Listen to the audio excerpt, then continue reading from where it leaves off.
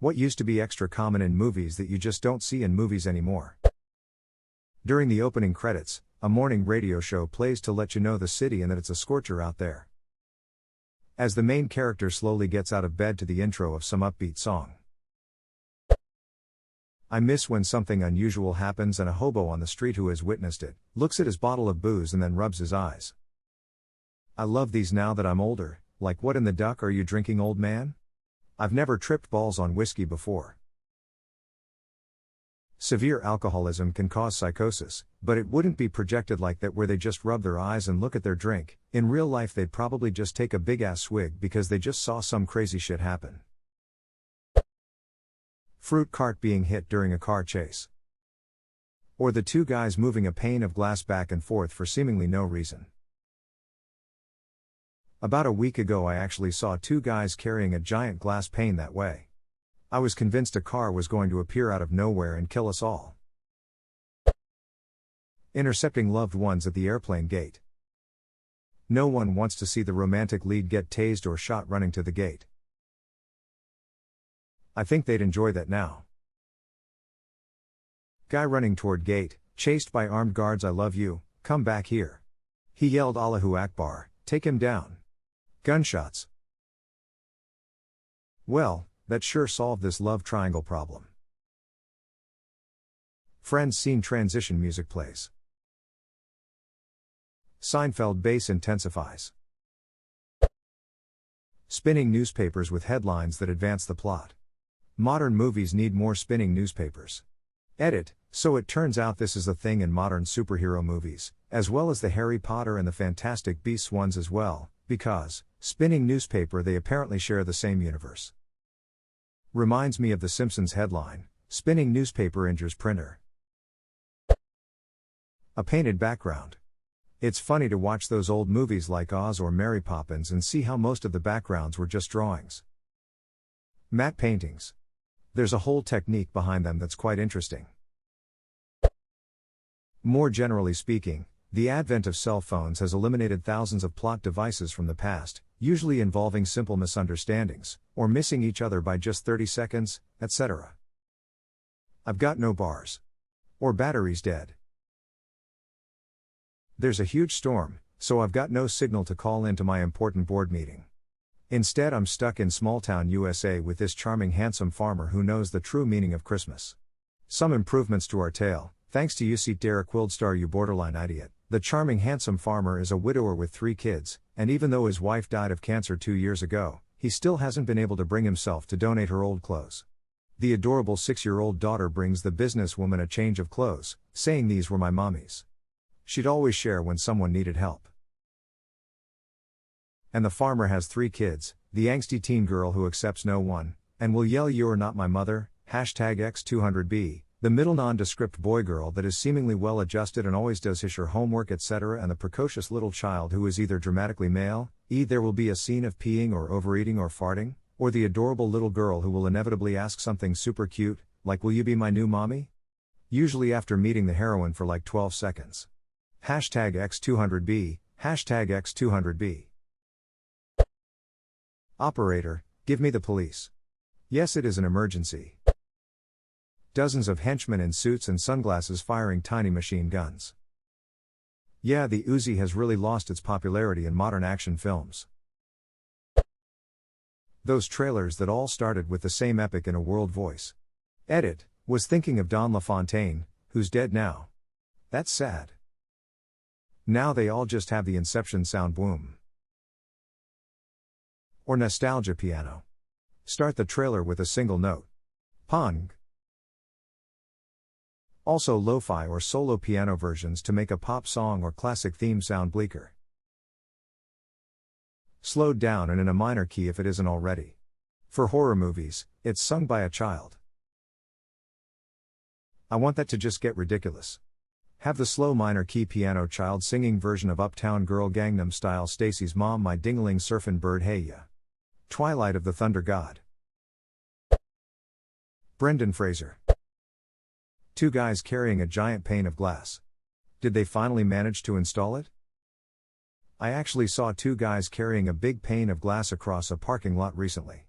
Not gonna lie, My first instinct was to drive straight through it. Did you settle for a fruit stand instead? Opening credits sequences with kick-ass theme songs.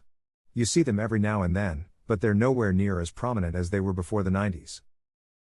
Such a shame too, because they really can set up a feel for a movie. Look at all of the Saul Bass titles, the tribute to him with Catch Me If You Can, the Bond movies, Enter the Void. Great modern example is Guardians of the Galaxy 2. What's funny though is that all of the great titles are going to TV now, e.g. Oz, BoJack, Feud, Glow, True Detective, Mindhunter. Sometimes so good you don't even want to skip intro. Zombieland with For Whom the Bell Tolls was pretty great. Kisses used to be weirdly kind of violent. Watch an old movie when the couple kisses for the first time, it's mildly uncomfortable. Relatedly, romantic forced kissing sex used to be pretty common, even up through movies in the 80s. I was shocked when I saw the original Blade Runner. Yeah, try watching old James Bond movies. No means yes, sometimes it just takes a slap to convince her. Holy crap. I was watching on Her Majesty's Secret Service last week and was taken aback by how many times Tracy was slapped. By her dad. By Bond. By Blofeld. Like it was just her lot in life to get knocked around and she was perfectly fine with it. It was honestly quite disturbing to watch. Get a hold of yourself, woman. Doctor, you're wanted on the phone. I speak jive. Have you ever been in a Turkish prison? Bloopers in the end credits. No, you can't speak to Jackie Chan. Chris Tucker. His name is Lee, goddammit. Damn, he ain't gone be in Rush Hour 3. Jackie kicked the door. Jackie again? That loud ass THX thing at the beginning that'd make you dive behind your couch as a kid. I remember when I was about 11 years old with a bunch of friends over. It was stormy outside, so we bundled up in the living room and popped in a DVD. The THX thing came on, there was a bright bolt of lightning outside and all the power went out right as the THX was climaxing. Truly a surreal experience.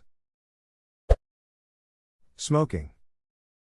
I always wondered how many of those actors were actually smoking during filming and how many were using props. After learning what their daily schedules were like, I came to the conclusion that most were doing it for realsies. There actually used to be a grip who specifically got cigarettes to specific lengths for reshoots and whatnot. I've finally found my calling. Scissors, they don't smoke them down to length. Communist Nazis as the bad guys in every movie.